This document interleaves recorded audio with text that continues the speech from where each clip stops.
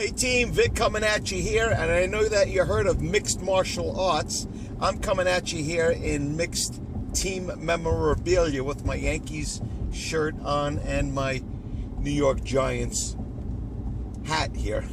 But anyway, you know, what does it take to be successful within your network marketing business or your home-based business? And I just want to kind of address some of the pitfalls that are available here. And excuse me if this phone is, but I'm driving here in my 2016 Dodge Charger Rally GT 300 horsepower car here, but I've got it sitting on a it's hooked into a stand that's hooked into my the dashboard here, and it's a little bit shaky as I drive. But anyway, just wanted to mention some of the pitfalls, and that is, you know, as you're building a home-based business, what you're going to find is that there are some events that you need to go to, and you know, and sometimes the events will kind of overflow or overlap with maybe some family events, and there might be some family events that you may have missed anyway, you know, and you certainly may have missed them if you had to work. So let's just say that there was like a little distant cousin's 3-year-old birthday party. You might have missed it if you had to work that day on Saturday, but now you get involved in your home-based business and maybe you have an event that Saturday instead, and you know, you tell family, oh, I can't be there at the 3-year-old birthday party, the third one that we're having for them, because we've already had one on Tuesday night, we had one on Friday, and now we're having the kids one on Saturday. I can't be there because I have an event to go to for my business. And then, you know, if that happens 2 or 3 times, before you know it, they start giving you a hard time about you building your business. But if you simply told them that I got to work that day, people understand that. People are like, oh, okay, he's got to work, so he can't be there. They understand that. But if you tell them you have to go to the event for your home-based business, regardless of how much money you might be making in it, then all of a sudden, I don't know why, but people make an issue of it. Okay, secondly, I would never, ever present my home-based business. When I remember when I used to have an office job, and I never did. I'd never presented it to anybody that I worked for. 35 miles per hour. That was my car yelling at me for going a few miles over the speed limit here. So anyway, I would never present my business to anybody that I worked for. Why? Because then if they had no interest in it, or worse than that, they had an interest, they tried it for a couple of weeks, a couple of months, and then quit, now they're going to have a vendetta on it. Or if they had no interest in it whatsoever and they're one of those heroes at work, it's like, well, you're leaving at 5:30 and they're saying, oh, what's the matter, half a day today? You're leaving 5:30? It's like, dang, man, I came in at 8:30. It's a 10-hour day. It's good enough for me. So, you know, what you're going to find is pressure then from that manager. You may want to take off for your own kid's birthday party on a specific Saturday. It might not have anything to do with your home-based business, but now you have to take off for your own child's birthday party that Saturday, or a parent's birthday or something like that. And the first thing that your manager is going to say, oh, what do you got, one of those things to go to for your business? Sorry, you can't have off that day. And it becomes, you know, a problem. So I would never, ever present my business to anybody that I work for that reason and many other reasons. I didn't want anybody to ever have any leverage over me.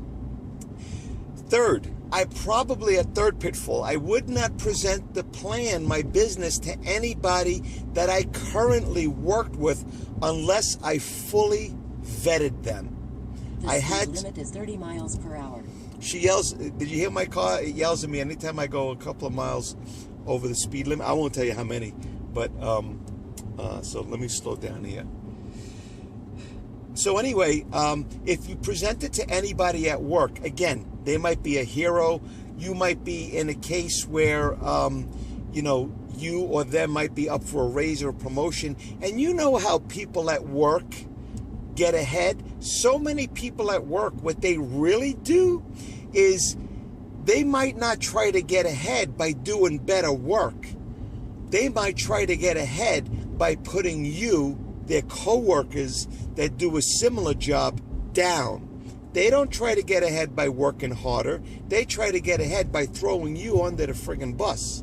So I would never want anybody at work to know anything, to have any leverage over me. Now, that's not to say, because I have registered and sponsored some coworkers from my jobs, but I vet them.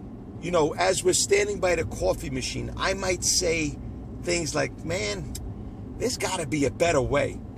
And like, if the guy gives me answers like he just loves his job and there's nothing else in the world out there, you know, you got to feel for people, you know, not to continue.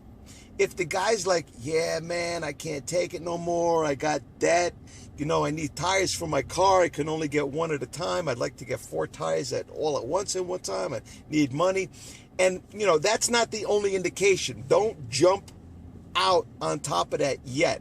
You know what I mean? So you want to go ahead and vet it a little bit and find out, you know, if they're for real. Then you want to find out what type of friendship you have with them. Maybe you've gone to lunch with them a couple of times, and if they're like a real friend. At that point, once you make the determination, you then may want to go ahead and present it to that coworker. So those are like 3 major pitfalls that I found that I hope that can help you with that.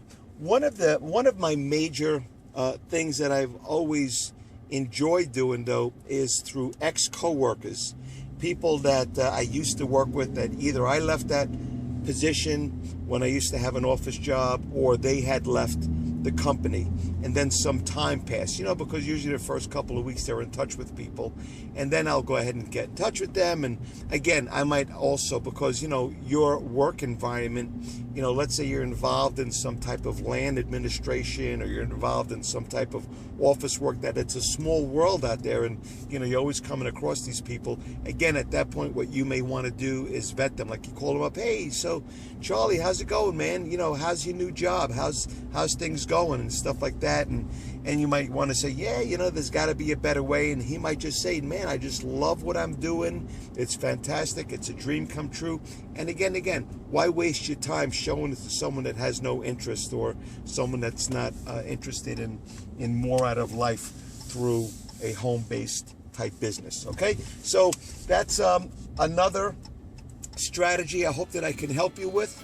In the meantime, I invite you to go ahead and if there's a link below or a button to click on, I invite you to go ahead and click on that and see what it is that I'm currently doing successfully now, and without ever having to pick up the phone or speak to anybody from your warm list that you may have, so that you are found on the internet from people that are actually looking for an opportunity. So click the button below to find it out, and we'll hopefully see you on the inside.